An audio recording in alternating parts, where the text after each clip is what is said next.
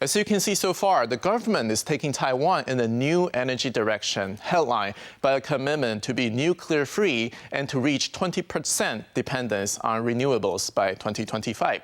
The government's energy policy evolves through three phases. The first stage is to integrate green energy-related information and research resources from both corporate and academic institutions. There will be also a focus on development of energy conservation technologies, while the second stage of the policy, we see a focus on increasing green energy generation as a way to attract 1 trillion NT dollar investment in related industries. The third stage would then be aimed at increasing exports of turnkey solution and integration systems into international markets. There already are indications that the new policy is being implemented, but some experts we interview remain quite skeptical of the ambitious goal and emphasize that the importance of substitutional measures to guarantee a stable power supply. If you want to maintain a constant power supply with renewable energy electricity supply, it's not enough. Okay, you have to have a smart grid to ration the electricity, okay, all the time. Okay, we can do that. We can easily do that by the electricity generation from coal, from natural gas, or even from nuclear energy. But it is impossible to have that. To have a constant power supply by renewable energy. The majority of carbon dioxide generated in this country is from power generation. We all know that nuclear power is carbon-free. Of course, renewable power is carbon-free too, but renewable power is intermediate. We definitely need to have some replacement power. In 2015, Taiwan's power generation saw coal as the most principal fuel, accounting for 38.4%, followed by liquefied natural gas and nuclear at 13.8%, while renewable energy accounted for just 4.5% of power generation. Expanding the nuclear option has been ruled out by the new government, while relying on coal or natural gas is both expensive and insecure, as they are nearly 100% imports. So that leaves few options other than renewables to solve Taiwan's energy issues. As the world's second largest producer of solar cells, Taiwan shipped 10.6 gigawatt in 2015, nearly a fifth of the world total. However, Taiwan's domestic market remains underdeveloped, with less than 0.7 gigabyte, or just 2.4% of the total power generating capacity.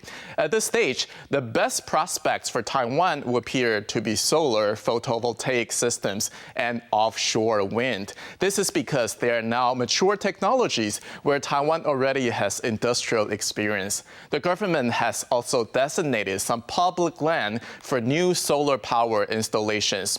However, experts say in order to reach the goal of 20 gigawatt by 2025, the government has to squeeze more land, which may be a luxury for such a small island like Taiwan.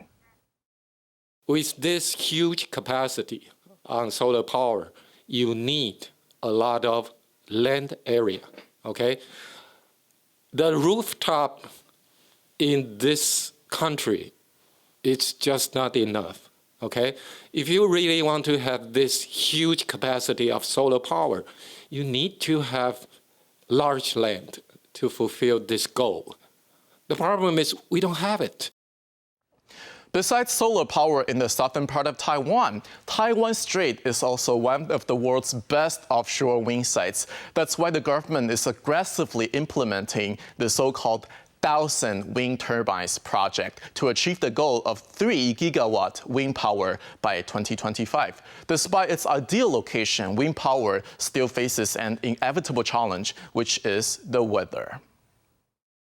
The wind is always strong in the seasons of autumn and winter, and it's always weak in summer. But the huge electricity demand in Taiwan is in summer, okay? So how can you use wind power to make up the electricity shortage in summer? No way.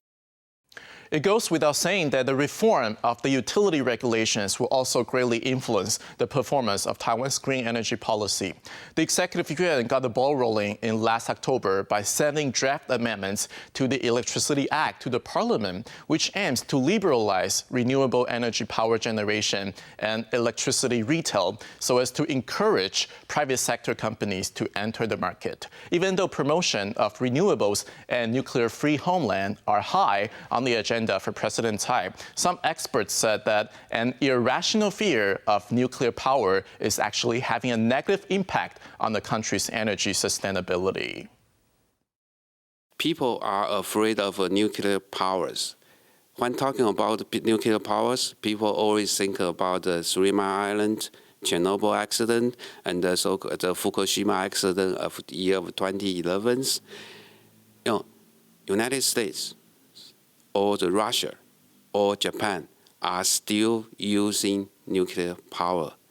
In Russia and in United States, they are still building nuclear powers.